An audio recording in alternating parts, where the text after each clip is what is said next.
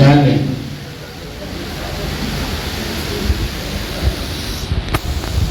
నేను ఒక సినిమా తీస్తున్నానండి, దాని మ్యూజిక్ డైరెక్టర్ నేనే. మీలో ఎవరైనా బాగా సింగర్స్ ఉంటే, మంచిగా పాడేవాళ్ళు ఉంటే అవకాశం ఇస్తాను, రండి. Madam, may I come in? Come in. Thank you. Madam, మీకు ఎన్ఎం సుబ్బాని గారు తెలుసా? తెలుసు. నాకు తెలుసు. అదే తెలుసా లేదండి. అయితేనండి ఆయన అన్నారు, అప్పారావు గారు సుబ్బలక్ష్మి మేడం గారు ఒక సినిమాకి మ్యూజిక్ చేస్తున్నారు, మీరు వెళ్ళి కలవండి, మీకు ఒక మంచి అవకాశం ఇస్తానన్నారు. ముందుగా నా పాదాలకు మీ నమస్కారం. మీరు ఒక అవకాశం ఇచ్చి చూడండి. ఈ ఒంగోలు నుంచి హైదరాబాద్ వెళ్ళిపోతానండి. నువ్వు నేను చెప్పినట్టుగా మంచిగా నీ టాలెంట్ నిరూపించుకుంటే నేను ఎక్కడికో తీసుకెళ్తా. టాలెంట్ మన దగ్గర టన్నులు కొద్ది ఉందండి. ఆ టాలెంట్ కాదు, ఆ టాలెంట్ సింగర్ గా టాలెంట్ నిరూపించుకో. చూడటానికి సింగర్ అయిన బొగ్గులా ఉన్నప్పుడు కూడా మంచి సింగర్ అండి. మంచి పాట పాడు.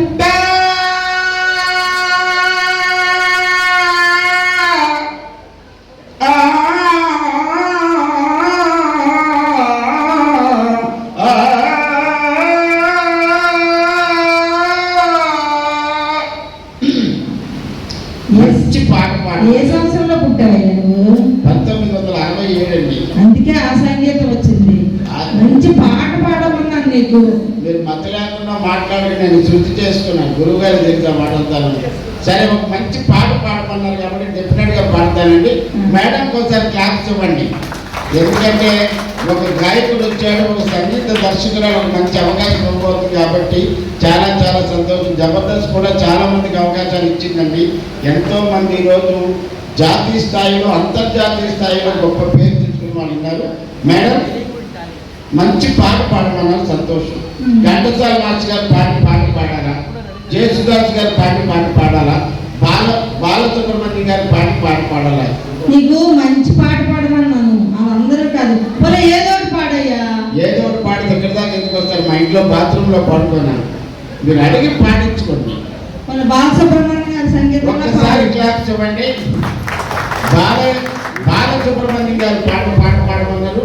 కొన్ని వేల పాటలు పాడారు మహానుభావుడు. నేను అన్నీ పాడతాను. అయితే చిరంజీవి గారి పాట పాడాలా, నాగార్జున గారి పాట పాడాలా, బాలయ్య బాబు పాట పాడాలా, విక్టరీ వెంకటేష్ బాబు పాట పాడాలా? ఇంకా మంచి పాట పాడమంటే అసలు అన్నీ అడుగుతున్నావు. Sorry, I cannot Singh the song. Choice is yours, voice is ours. సంగీతంలో చిరంజీవి గారు నటించారు. ఒక్కసారి క్లాప్స్ ఇవ్వండి. కష్టజీవి, మనందరి ఇష్టజీవి శ్రీ చిరంజీవి అన్నయ్య గారికి బాబు గారు పాట పాడాలి. పాడుతాను మేడం.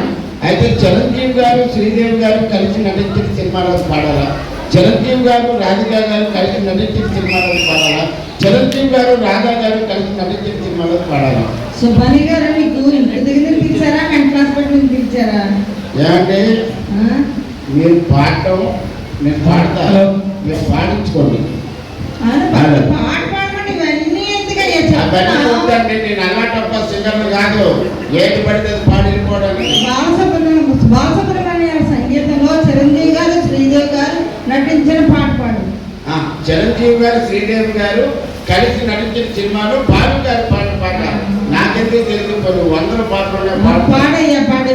అయితే వేటూరు సుందరరామూర్తి గారు రాసిన పాట పాడాలా, లేకపోతే చంద్రబోస్ గారు రాసిన పాట పాడాలా, లేకపోతే భాస్కర్ రవికుమార్ గారు రాసిన పాట పాడాలి? వేటూరు సుందరరామూర్తి గారు రాసిన పాట. వేటూరు గారికి ఒకసారి క్లాస్ ఇస్తామని మహానుభావుడు అన్ని రకాల పాటలు పాడాడు, రాశాడండి మహానుభావుడు.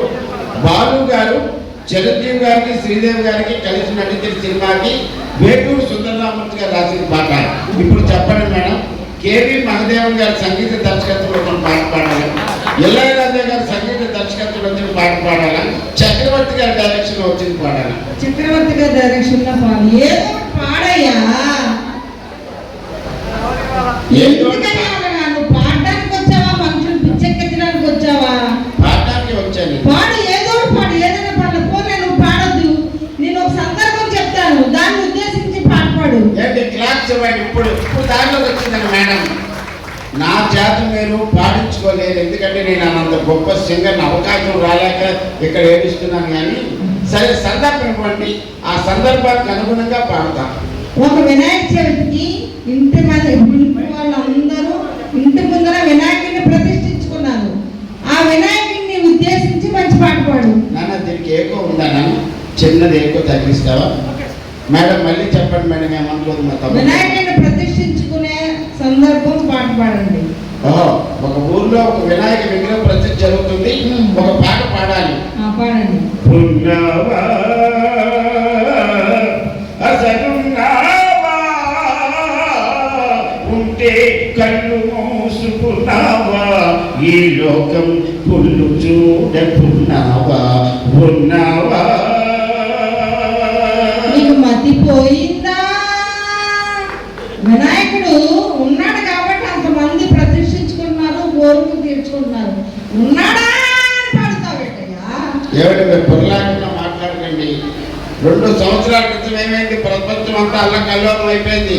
దేవుడా నువ్వు ఉన్నావా, ఉంటే ఏం చేస్తున్నావు అని అడిగాను.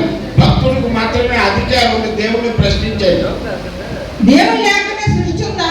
దేవుడు లేకుండా సృష్టి లేదు. మరి ఉండి దేవుడు ఏం చేస్తున్నాడని అడుగుతుంది తప్ప, బీపీగా ఉందా, నీకు నాకు షుగర్ ఉంది. ఇంకొకటి ఉద్దేశించి పాడండి. ఒక ముసలోడు చచ్చిపోయాడు అంటే తాత నీ టాలెంట్ గా అక్కడ లేపు. ఎంతసేపు అండి బాబు? తాత లే లే లే లే లే నా తాత, నా తాత, నువ్వు లేవనంటావా, మా అమ్మను లేపమంటావా, లే లే లే లే లే.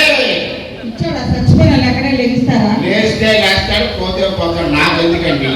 పెద్దవాళ్ళు ఏం చెప్పారు? సంగీతానికి రాళ్ళు కరుగుతాయన్నారు. కరిగితే ఇంట్లో తీసుకెళ్తాం, లేకపోతే బయట ఉంటాయి. చచ్చిపోయినాడు నీ పాన లేచిపోతే ప్రజలు ఇంకా పెరిగిపోద్ది. మానవ ప్రయత్నం చేశాం తప్ప. ఇంకో సందర్భం చెప్తా. రేజింగ్ రాజు తెలుసా మీ అందరికీ? జబర్దస్త్ రేజింగ్ రాజు రేష్మి గారు తెలుసా? యాంకర్. వాళ్ళిద్దరూ సరదాగా లవ్ చేసుకొని పెళ్లి చేసుకుంటున్నారు. వాళ్ళిద్దరిని ఉద్దేశించి మంచి పాట పాడు. బాగుందండి. రైజింగ్ రాజు గారికి రేష్మి గారికి పెళ్లి జరిగింది. పేట్ల మీద కూర్చున్నారండి రిసెప్షన్లో. ఒక పాట పాడాలి. బాబురానికి పంచరానికి పెళ్లి చేసే పాడు లోకం, కాలరాత్రికి చందమామకి ముళ్ళు వేసే మూడలోకం. ఎలా ఉంది మేడం? వాళ్ళిద్దరూ ఒకళ్ళొకరు ఇష్టపడ్డారు. నీకేంటి నొప్పి? రైజింగ్ రాజు గారికి 60 ఏళ్ళు ఉంటాయండి. ఆ పిల్లకి 25 సంవత్సరాలు ఉంటాయి. ఒక ముసలోడికి ఒక అమ్మాయికి పెళ్లి చేస్తామండి, విడాకులు ఇప్పిస్తా లాయర్ని పెట్టి పిచ్చి పిచ్చి. అలాంటి అమ్మాయి దొరకలేదని కడుపు మంట పోతే అంటున్నావు, కానీ ఇష్టపడిందే రంబలా కనబడుతుంది. వద్దమ్మా, ఎవరైనా సరే. ఇంకోటి ఉద్దేశించి చెప్తాను, పాట పాడు. ఓ ముస్లింకి 100 ఏళ్ళు చక్కగా పుట్టినరోజు చేస్తున్నారు ఫ్యామిలీ మెంబర్స్ అందరూ. ఆవిడని ఉద్దేశించి మంచి పాట పాడు. 100 సంవత్సరాలు ముసలమ్మకి పుట్టినరోజు. ఒకసారి క్లాప్స్ ఇవ్వండి. మన చంద్రబాబు నాయుడు గారు మంచి మాట అన్నారు. సగటు మానవుడు ఆయుష్ 120 ఏళ్ళు పెంచుకునే అవకాశం ఉందన్నారు. అంటే మన ఆరోగ్యపు అలవాట్లు కానీ మనం చేసుకున్నట్లయితే, యోగా చేసుకున్నట్లయితే, మెడిటేషన్ చేసుకున్నట్లయితే, మంచి ఆహారపు అలవాట్లు పాటిస్తే 120 ఏంటండి, 150 దాకా పోతాం. 100 సంవత్సరాలు ముసలమ్మకి పుట్టినరోజు, బర్త్డే. ఒక పాట కావాలి. రాలిపోయే పువ్వా నీకు రాగాలెందుకే, తోటమాలిని తోడులేనులే, వాలిపోయే పొద్దా నీకు వర్ణాలెందుకే, లోకమెన్నడో చీకటాయలే. నీకెందుకయ్యా? నీకెందుకు? 100 ఏళ్ళ కదా 120 సంవత్సరాలు బ్రతుకుతుంది, పుట్టినరోజు చేసుకుంటుంది. రాలిపోయి పువ్వా అంటారండి. ఏమండి 100 సంవత్సరాల తర్వాత ఆ పువ్వు ఇంకా వికసిస్తుందండి. క్యా బాత్ కర్తే తూ? బుర్రా బుద్ధి హై క్యా? ఇంకోటి ఉద్దేశించి చెప్తా. నేనే చచ్చిపోయాను, నన్ను ఉద్దేశంతో పాట పాడు. భలే మంచి రోజు, పసందైన రోజు, వసంతాలు పూచే నేటి రోజు, వసంతాలు పూచే నేటి రోజు. Thank you. ముఖ్యంగా ఇక్కడ ఎంతమంది వచ్చారో ఇది ఒక మంచి కార్యక్రమం కాబట్టి మీరు ఒక 10 మందికి చెప్పగలిగితే ఇలా ప్రతి ఒక్కరికి ధన్యవాదాలు. ఈరోజు మేము ఇక్కడ ఉన్నామని చెప్పి మా బాబు గారు బొడ్డు వెంకట్రావు గారు ప్రముఖ హార్మోనిస్టు, అలాగే మా చెల్లెమ్మ ధనమ్మ గారు కూడా దంపతులతో కూడా మా భార్య భర్తలు చూడడానికి ఎక్కడ తెనాలి నుంచి ఇక్కడికి వచ్చి మమ్మల్ని గౌరవించారు. చాలా చాలా సంతోషం. సుభాని గారు మీరు ఒక్కసారి స్టేజ్ మీదకి వస్తే కళాకారులు ఒక ఫోటో తీసుకొని